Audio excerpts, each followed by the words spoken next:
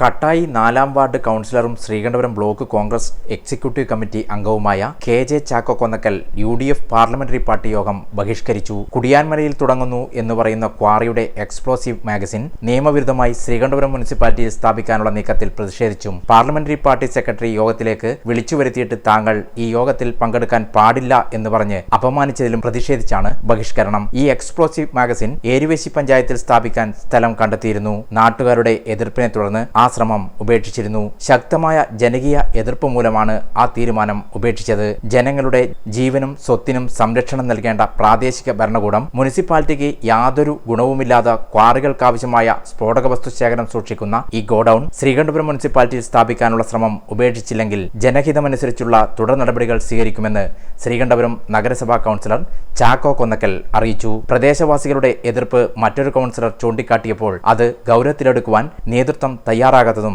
ഖേദകരമാണെന്നും ഇതിനു പിന്നിൽ കോടികളുടെ അഴിമതിയുടെ ദുർഗന്ധം വമിക്കുന്നതായി സംശയമുള്ളതായും ചാക്കോ കൊന്നക്കൽ പറഞ്ഞു. ഇന്ന് 3 മണിക്ക് ശ്രീകണ്ഠപുരം ഇന്ദിരാഭവനിൽ ചേർന്ന UDF parliament party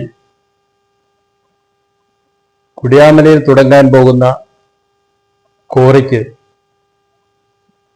ചെമ്പേരിയിൽ explosive magazine സ്ഥാപിക്കാൻ വേണ്ടി തിരഞ്ഞെടുത്ത സ്ഥലത്തെ പരിസരവാസികൾ അതിശക്തമായ എതിർപ്പ് ഉയർത്തിയപ്പോൾ ആ ശ്രമം ഉപേക്ഷിക്കുകയും ഇപ്പോൾ ശ്രീകണ്ഠപുരം മുനിസിപ്പാലിറ്റിയിൽ എക്സ്പ്ലോസീവ് മാഗസിൻ സ്ഥാപിക്കാനുള്ള അപേക്ഷ സമർപ്പിച്ചിരിക്കുകയാണ്.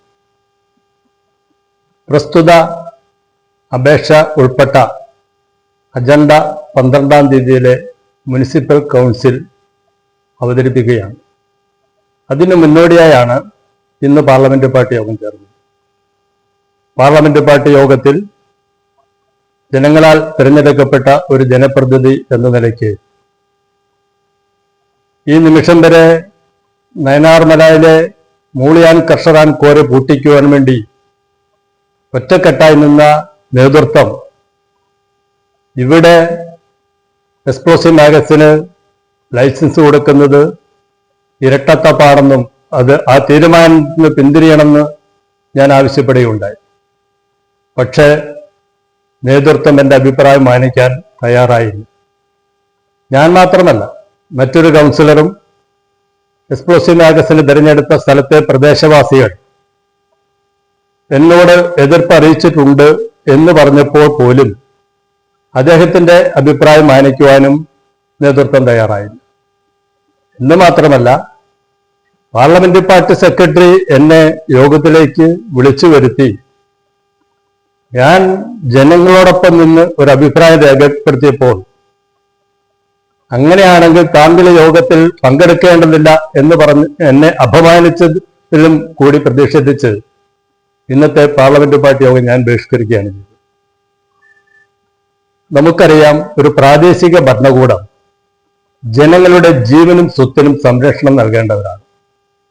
പക്ഷേ നിയമവിരുദ്ധമായി കുടിയാമലയിൽ തുടങ്ങാൻ പോകുന്ന കോറിക്ക് അതേ സർവേ നമ്പറിൽ തന്നെ വേണം എക്സ്പ്ലോസീവ് മാഗസിൻ സ്ഥാപിക്കാനെന്ന് നിയമമുണ്ട്.